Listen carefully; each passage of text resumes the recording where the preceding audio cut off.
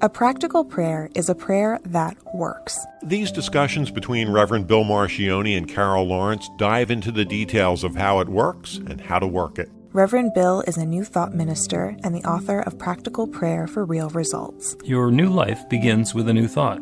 Carol Lawrence is on a spiritual quest, finding the New Thought teaching after decades on the pulpit in 3 different traditional denominations. I've got some questions. Together, they're exploring the philosophy and activities that come together from many of the world's religions to create the practical spirituality that is New Thought.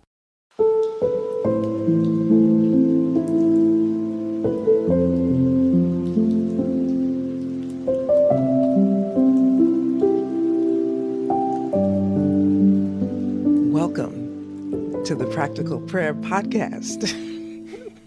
I'm Carol with Reverend Bill Marchioni.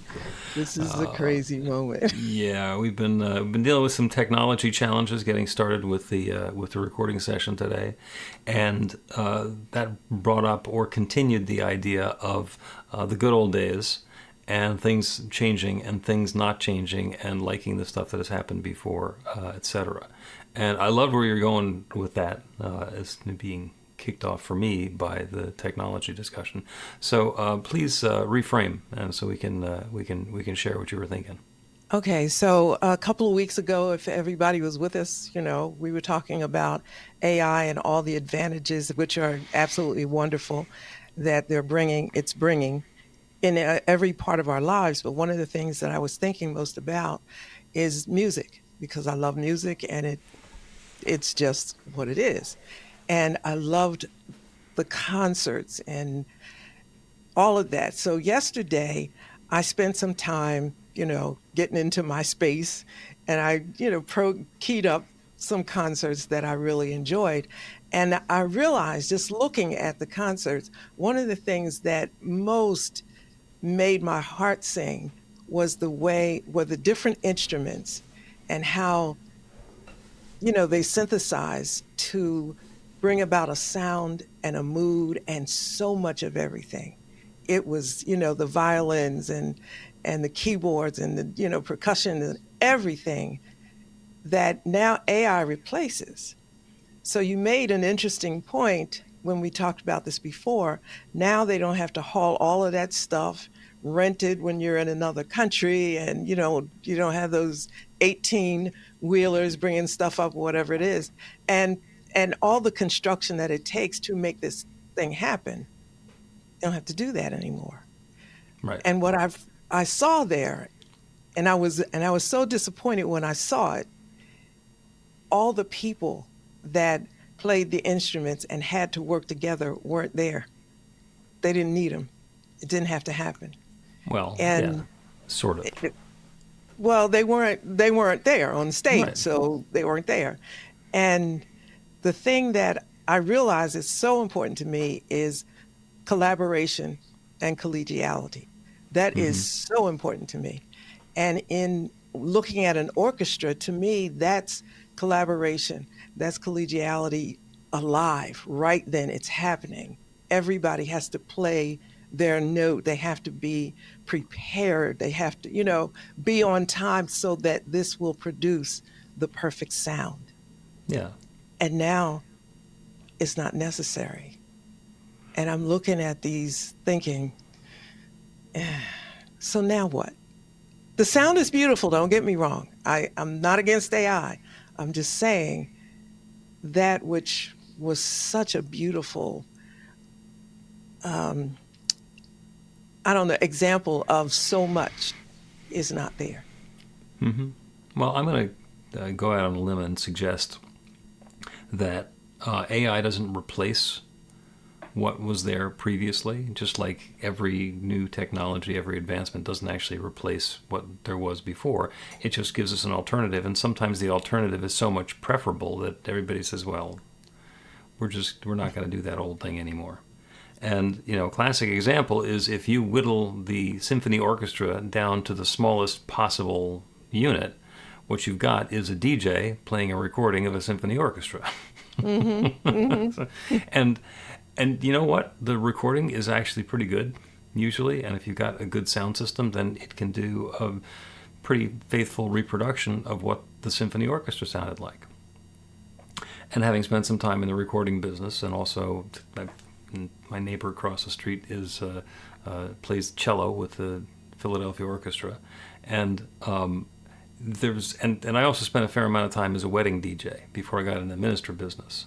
So, are you going to hire a wedding band or are you going to hire me?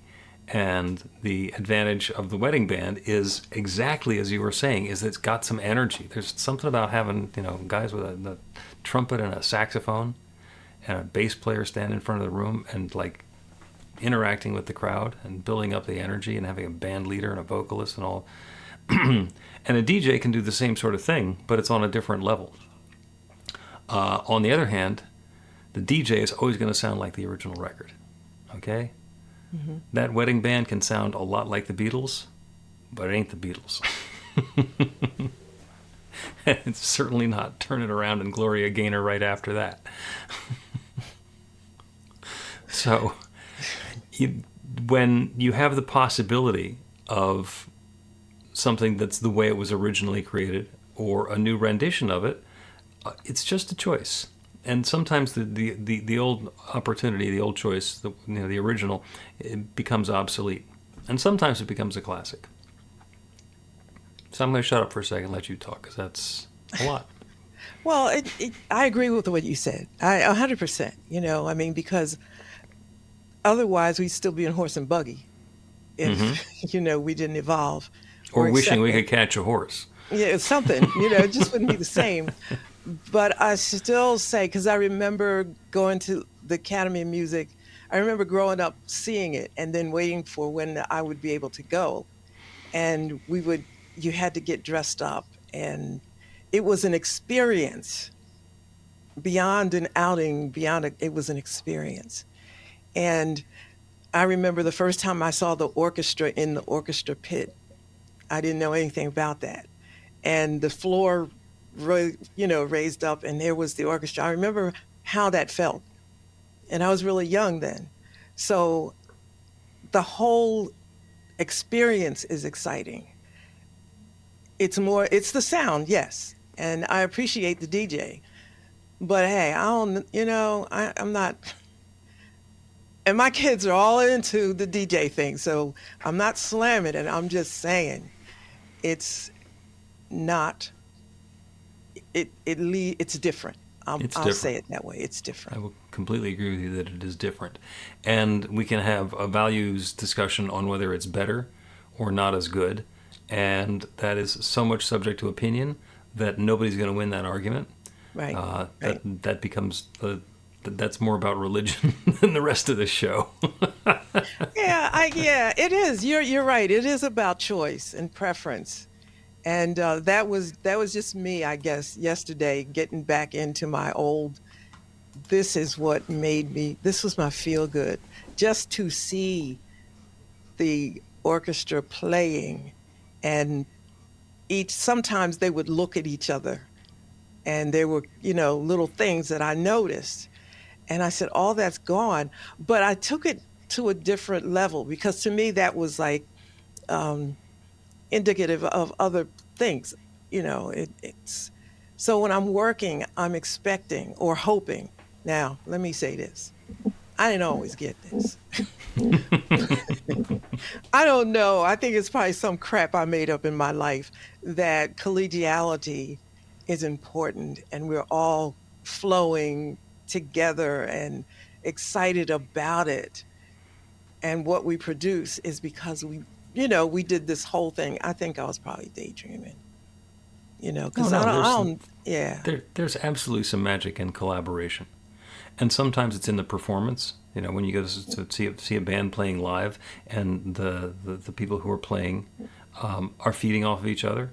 Mm-hmm. And I've seen bands and orchestras play when they're like right there in the groove and everything is great. And other times where it just goes completely sideways, and the people there are like having a bad time and hating each other and wishing it would be over. Same bunch of people, same program, but it comes out differently. Yeah. It's I mean, somebody that is in their teens and 20s, they're not probably not interested in that. But I took piano lessons for years, starting when I was 8. So it is important to me to get it right, and so that I'm able to um, be in sync with the other instruments. And Hmm. I never played at the Academy of Music or anything, but I know the importance of that. And I did take that image into corporate America with me. And in corporate America, it plays out a little bit like that too, Hmm. because the bottom line is actually the performance. So, Right. I had to do my part, and so had to do their part. And to me, that was the joy of the whole thing. We pulled it off, and we landed the contract because we did this Hmm. together. Yep. We are Um, here. We are ready, and let's get going. Yeah, and even with that too, you get to know who's not going to be quite up to speed, maybe. So you know that, hey, I'm going to have to pull a little bit harder for this person because whatever, they could Right. be sick, they could whatever. Yeah.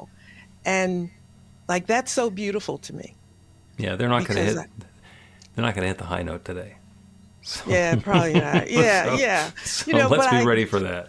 I see you, I see you, and I just, whatever it is, I see you. And the whole thing is to pull this off, and everybody takes a bow, Yep. and I like in a dream world about that kind of thing, I suppose.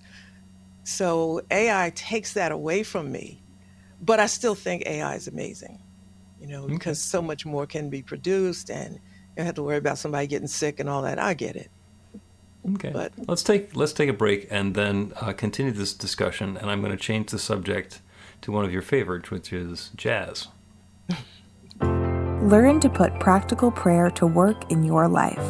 The steps are simple to learn and let you begin to get real results to create the life of your dreams immediately. Reverend Bill Marcione's widely acclaimed book, Practical Prayer for Real Results, gives you a clear summary of the New Thought principles behind practical prayer and the series of easy-to-understand steps found in the most effective prayers from religions and spiritual practices all over the world and throughout history. Practical prayer is not a replacement for your religion or practice. It's a technique to make the work you do in consciousness even more effective. The book includes 40 prayers on various topics that you can adapt as needed and use as your own. Practical Prayer for Real Results is available in paperback, Kindle, and audiobook on Amazon or at b-the-light.com. That's b-the-light.com.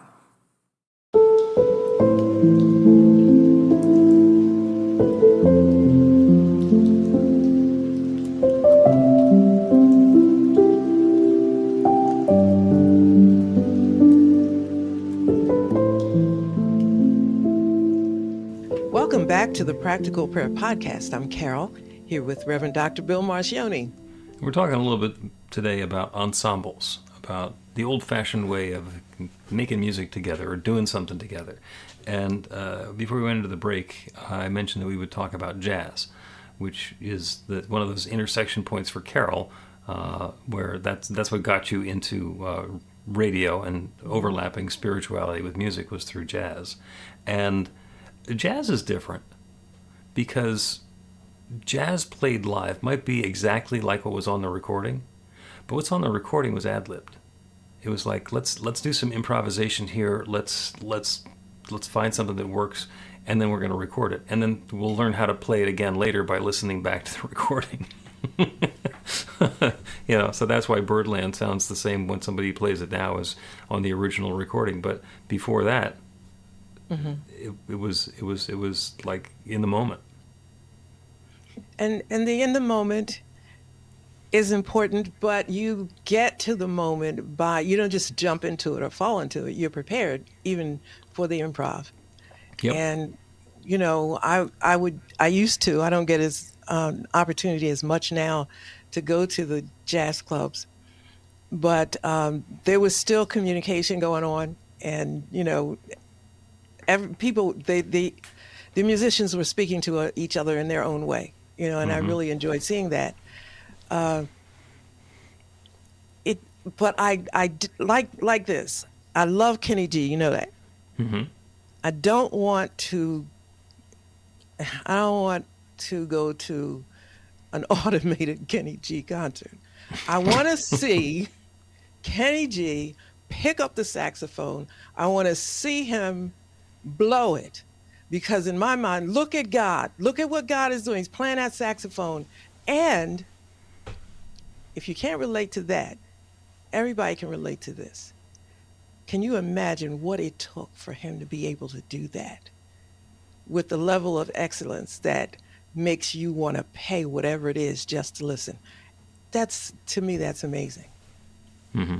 You know, uh, but again, it's choice, and I can either turn him on television or I can wait till he gets to Atlantic City.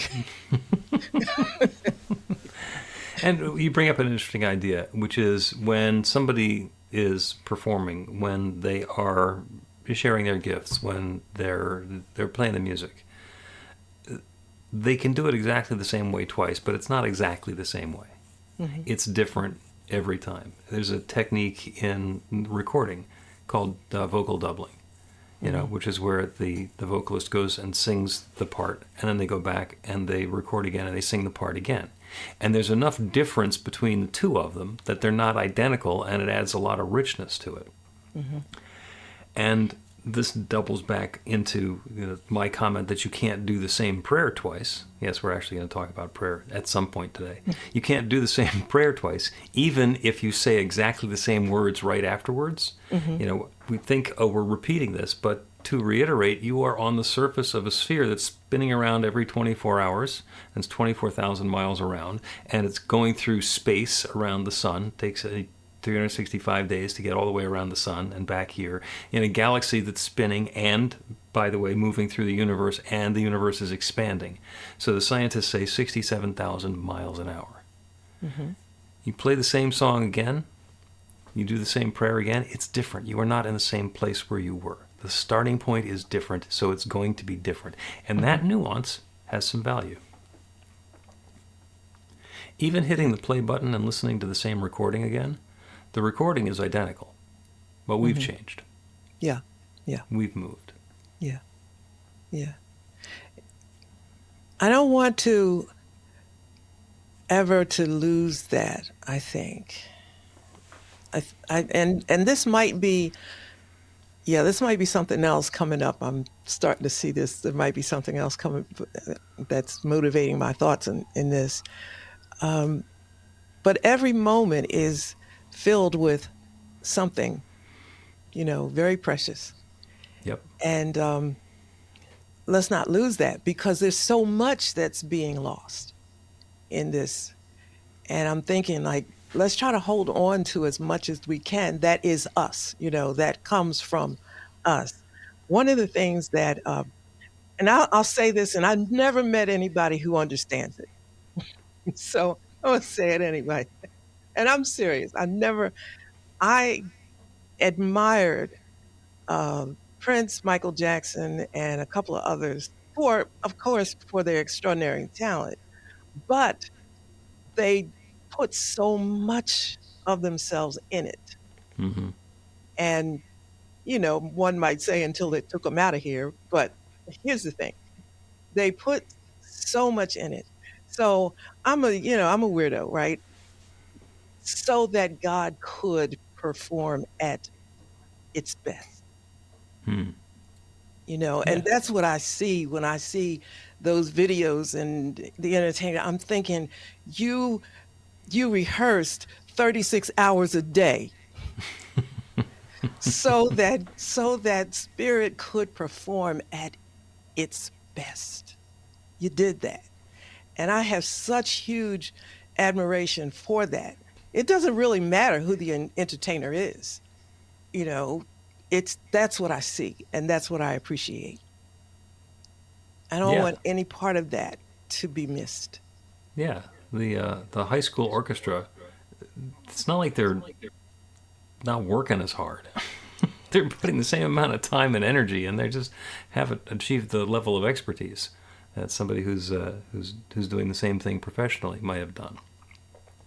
I'm going to loop this back around. You're talking about AI and taking something away from all of this, and that something is lost. And I'm going to offer up the possibility that it's not lost, that it might shift, and it might only shift for a while. So when I was a wedding DJ, and this was back in the 1980s, this was before CDs were particularly a thing. There was no such thing as recording direct to digital. So even the CDs were recorded analog and then pressed onto a CD instead of vinyl and cassettes. As a result, I had many record crates filled with vinyl. And the beginning of the gig and the end of the gig was about schlepping those very heavy crates, usually up a flight of stairs or two, and setting up the turntables, and then pulling them out and cleaning them off, and playing the music, and then putting them back in the crates, making sure that you keep them in alphabetical order so you can find it next time. And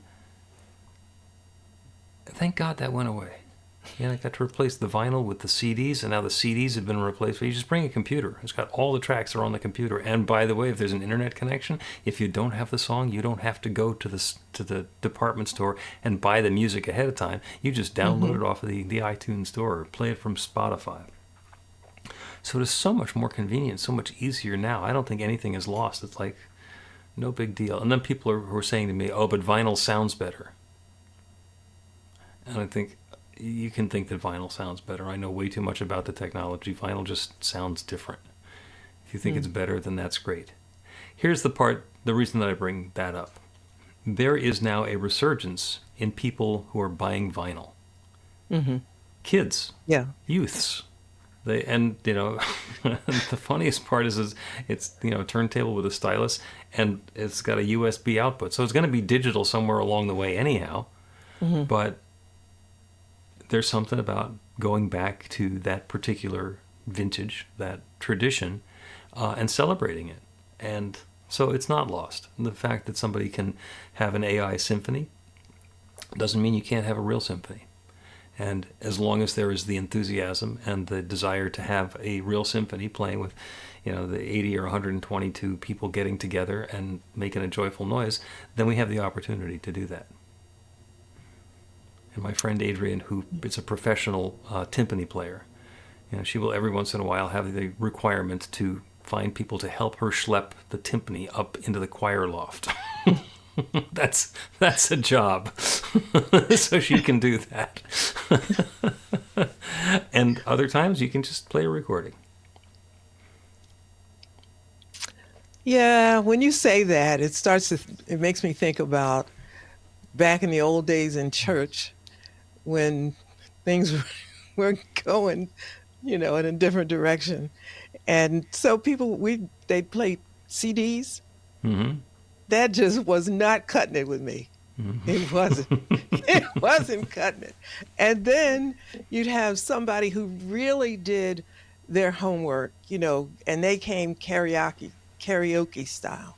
They brought the CD and they sang to the CD, and it was like, but there was a disconnect. I don't care how good it was. There was still a disconnect because you couldn't repeat what you normally would be able to repeat if you had a musician and you were, in communication with your musician during the performance. There's a difference. Oh, yeah. But it's okay. I'll live. The CD player can read the CD, but it can't read the room. They can't read the room. They can't read the room. And they can't say, no, we got to do one more verse of that. It's like, nope. Track is over.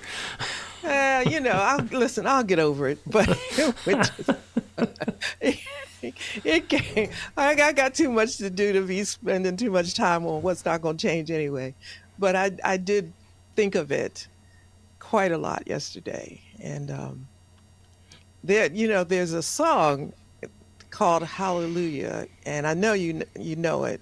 Leonard Cohen did it. Leonard Cohen song, yeah. And it's just, to me, it's just crazy amazing, that song. And so many people sing it. But the one I love to hear sing it is Bon Jovi. So I just kind of noticed that Bon Jovi has got to be really tired of singing that song because poor guy has been singing it for like over a decade wherever he goes. And I thought, he better not hit that stage without singing that song. I don't care where he is, or people going to want their money back. Mm-hmm. One time I looked at the concert that he was doing, and I'm telling you, he looked like, I do not want to sing this song. But somehow, they all pulled it off. It was just wonderful. But you bring that a CD or whatever, you bring it digitally and you put that on a concert stage. People want to hear that song. No, no, no. We do not want to hear that. We want Bon Jovi on that microphone. Right. And if he's going to lip sync to it, we want him to do it believably enough that I can believe that he's actually singing it again. That's right. And I want to see some tears. That's... You're buying a lot with that ticket money.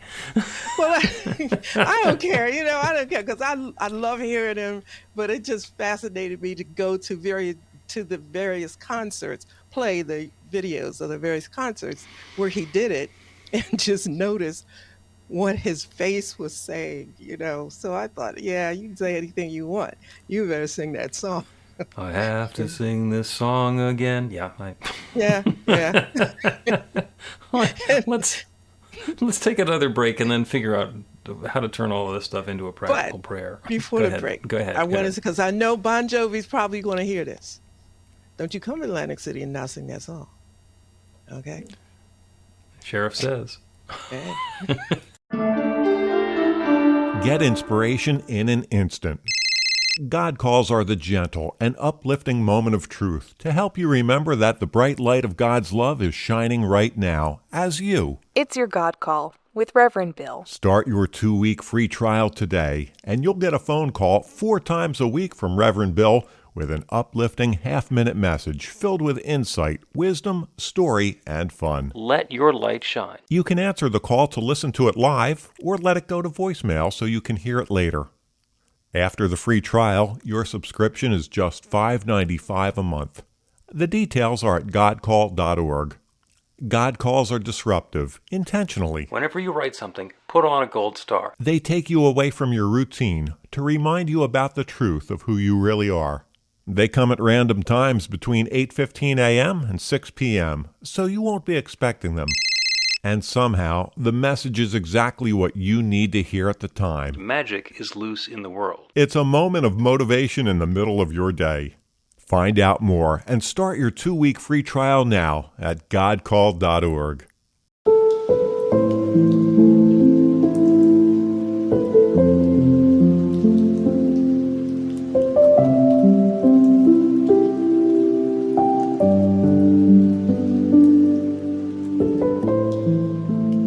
Welcome back to the Practical Prayer Podcast. I'm Carol, here with Reverend Dr. Bill Marcioni.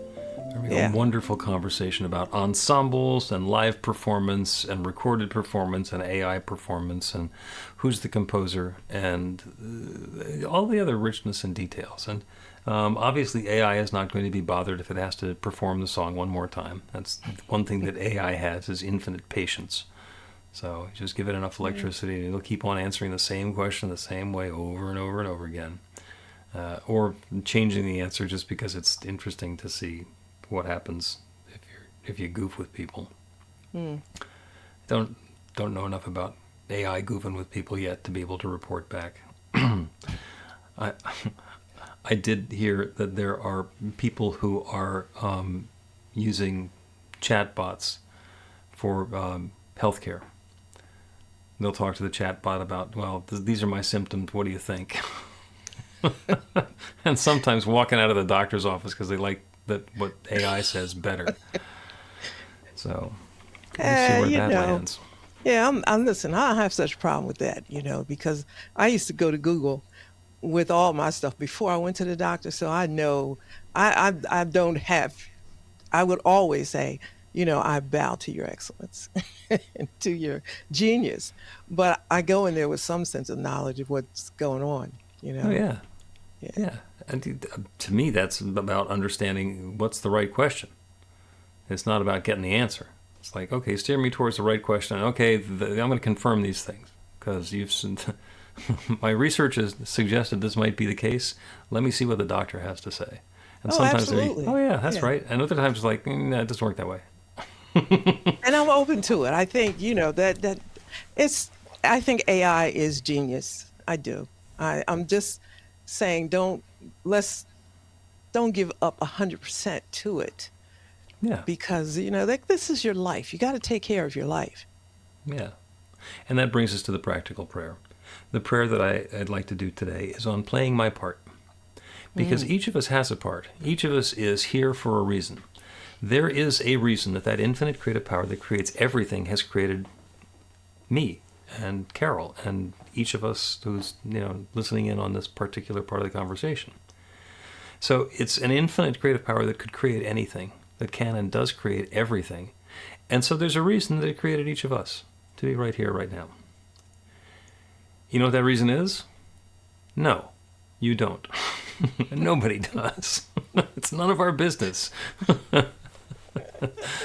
We are here to be who and what we are.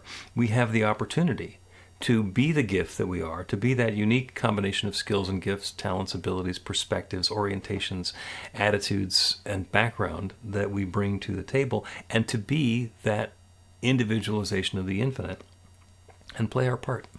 Mm-hmm. And when we play our part in a way that is uplifting and harmonious and we're in sync with the rest of the band and the harmonies are coming out beautifully, it's great. And if there's dissonance and discord, it's telling us, let's do something differently. Let's dispense with what we've been up to and engage in something new. And that's part of new thought. Like you have a new experience, it gives you a new thought. You get to change your behavior, have a new behavior, and then a new experience. And we don't have to do it alone. We are playing our part, but it is our part in that divine symphony. So the prayer today is to close our eyes or do whatever it is we do to turn away from the immediacy of the input that's coming in from the world around us. To allow a little space between the thought that that's all there is to reality and the experience that we're having in here. And understand that it's all subject to change.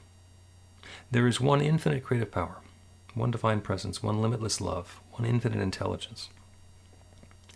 We call spirit, God, nature, the divine, or the Big Bang, or happy coincidence. Whatever it is, whatever we call it, it is that one divine essence that is sharing itself, revealing itself, unfolding itself, evolving itself as all of its creation. It started with nothing but itself, and has been unfolding and creating and recombining since the very beginning of time to get to the point where we are today with all of the richness and diversity that exists in the world around us, with all of these seemingly separate things that are all, in fact, the same at their heart and center and core. And each of us is part of that divine creative presence. Each one within the sound of my voice is a unique individualization of the divine. Here for a very special reason, to be the gift that we are, to be aware to the greatest extent possible of the gifts that we have, that we can share, that we can bring to the world, and the inspiration to play our part, to engage with the other expressions of the infinite that are around us, to understand that sometimes my part is to sing the lead, and sometimes my part is to sing backup, and sometimes my part is to turn the lights on so the people who are going to sing can see where they're going. Whatever that gift is, whatever it is that we're bringing to make this next experience be what it is, it's God's gift to the world through us. And so the claim that I'm making is awareness, understanding, clarity about the gifts that we have, the ways that we can share them in an uplifting way to bring the highest and best into our experience and the experience of those around us, to be in harmony with that divine symphony that is already and always playing. And I'm grateful for it. I'm grateful for the wonderful way that each one is playing our part. I'm grateful for the richness, the sweetness, the goodness that is coming about as this combined performance. And with gratitude for all of this good, I speak this word and release it into that creative law that creates everything. And I know it is creating this now. And I let it be. And so it is.